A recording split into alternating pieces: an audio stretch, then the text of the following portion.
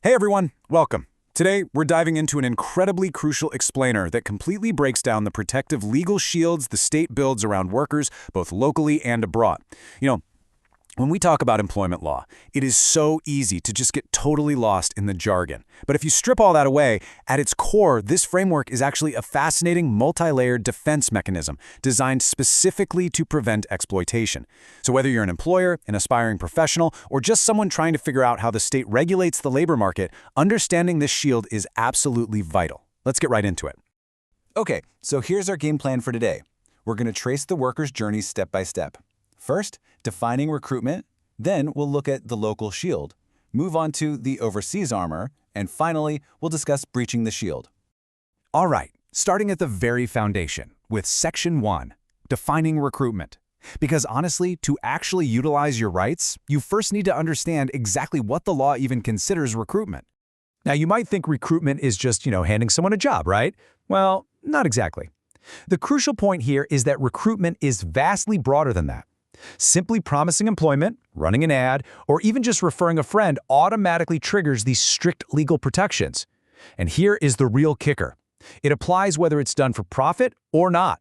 The state intentionally casts a massive net to ensure no one slips through the cracks before the employment relationship even officially begins. Moving right along to Section 2, the local shield. Let's see exactly how the government regulates employment right here at home. Let's take non-resident aliens who wish to work locally. They face this incredibly deliberate, multi-layered authorization shield. It's way more than just grabbing a simple visa. You actually need an alien employment permit for a 9G visa. Are you a professional? Then you need a special temporary permit from the PRC. If you're working in a nationalized industry, you literally need clearance from the DOJ, and sometimes you even need a certificate of no objection from DOL just to prove that absolutely no local worker is being displaced. And what about private entities that want to step in and actually recruit workers locally? Well, the barrier to entry is deliberately massive, 5 million pesos. That is far beyond your average small business startup requirement, right? So why so high? Because the state wants to make absolutely sure that only financially bulletproof, highly accountable entities are handling people's livelihoods. Plus, they have to be at least 75% Filipino-owned. The whole goal is to weed out those fly-by-night operations that could easily just fold and leave workers totally stranded. Now, there is a really precise legal distinction and authorization we need to talk about. In the legal world, words matter deeply. An employment agency operates as a full business, so it gets a formal license to operate. A recruitment entity, on the other hand, gets an authority, which authorizes them to perform that specific activity. But whether it's a license or an authority, make no mistake, you are under the strict, watchful eye of the state. And let me tell you, that watchful eye does not blank. These permits are heavily guarded and strictly non-transferable. You absolutely cannot just pass your recruitment license off to a friend or another business. They basically function as a behavioral leash. The state will immediately revoke or suspend this privilege for serious violations, things like knowingly deploying a minor, committing gross misrepresentation, or obstructing inspections. If the agency dies, or even if a key partner withdraws, boom, the license can be automatically revoked. The shield is constantly, actively monitored. Okay, shifting gears now to Section 3, the overseas armor. When workers cross borders, vulnerabilities naturally increase, so the state has to upgrade that local shield into heavy-duty international armor. When things go wrong abroad, oversight is divided, so it's essential to know exactly who to turn to. Historically, everything fell under DOL, the Department of Labor and Employment, which still handles broad labor law enforcement. But recently, the landscape shifted in a major way.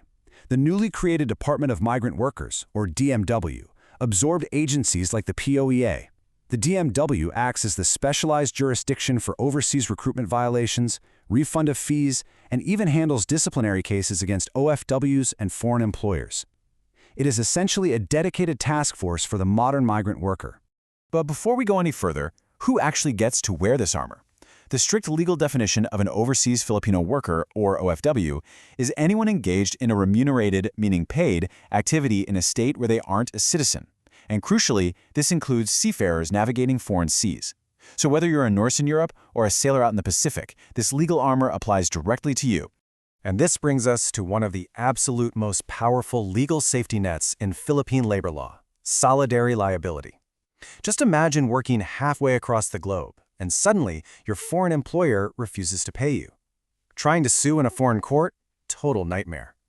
Well, solidarity liability means the OFW can sue their local recruitment agency directly, right back home in the Philippines. The local agency is entirely on the hook for those money claims. And this liability continues throughout the entire contract. It literally cannot be modified or escaped.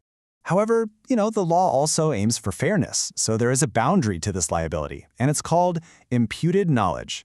Generally in agency law, a principal is totally bound by what its agent knows. But let's look at the reverse scenario. Say a foreign employer secretly extends an employment contract without ever informing their local Philippine agent, and then abuses the worker during that hidden extension. In that case, the local agency's liability shield holds strong. They are not punished for what they absolutely did not and could not know. It's a balance. It ensures local agencies are held strictly liable for the contracts they actually facilitate, but not for secret side deals they were completely in the dark about. To stop severe conflicts of interest and exploitation before they even start, the law completely bans certain specific groups from having any stake whatsoever in overseas recruitment.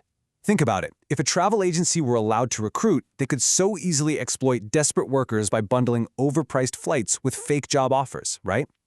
The exact same logic goes for government officials from Dole or the DOJ, and even their relatives. This absolute prohibition ensures that the regulatory bodies and related businesses maintain total objectivity and can never profit from the vulnerabilities of migrating workers. Now, because of that solidarity liability safety net we just talked about, the state mandates a really strict general rule. Foreign employers absolutely cannot hire OFWs directly, period, because no local agency means no local liability. However, there are a few very narrow, highly regulated exceptions for lower-risk scenarios. Diplomats, international organizations, or permanent resident relatives are allowed to direct hire.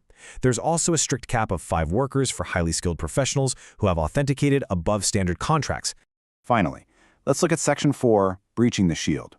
What actually happens when these protective layers are bypassed and we enter the dark, illegal side of the industry? Well, illegal recruitment isn't just about operating in the shadows without a license. While Article 38 of the Labor Code does focus on non-licensees, Republic Act 8042 vastly expands this concept. Listen to this. Under this law, even a fully licensed, entirely legitimate agency commits the crime of illegal recruitment if they perform prohibited acts. If they charge excessive placement fees, pull a bait and switch by substituting an approved contract for a worse one, or simply fail to deploy a contracted worker without a valid reason, boom, they are guilty of illegal recruitment. Having a license isn't a free pass to do whatever you want. It is a much higher standard of accountability. And when these crimes hit scale, the law drops the hammer with devastating severity. If illegal recruitment is syndicated, meaning 3 or more recruiters conspire together to operate, or if it is large-scale, meaning it's committed against 3 or more victims, it officially escalates to economic sabotage. The state literally considers defrauding multiple workers or organizing a syndicate to do so as a direct attack on the economic stability of the nation itself. The penalties for economic sabotage? Life imprisonment and massive, massive fines. Here's a fascinating legal climax for you, and definitely one of the most important takeaways from this entire explainer. An illegal recruiter can actually be hit with 2 separate criminal convictions for the exact same scheme. Because there is no double jeopardy here, they can be convicted of illegal recruitment, which is malum prohibitum. That's a fancy way of saying the state doesn't even need to prove criminal intent. Just doing the prohibited act without a license is enough. And they can be separately convicted of estafa, which is mala and c.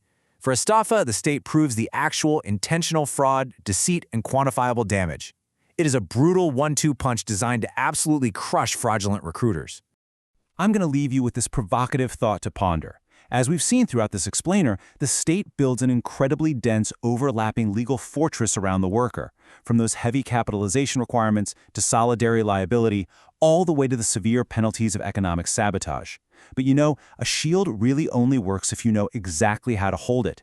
Knowing how these defenses operate, understanding what an agency is legally allowed to ask of you, and recognizing those early red flags, that is the ultimate key to true protection. Keep exploring, stay curious, and make absolutely sure to use this knowledge to empower yourself and the people around you.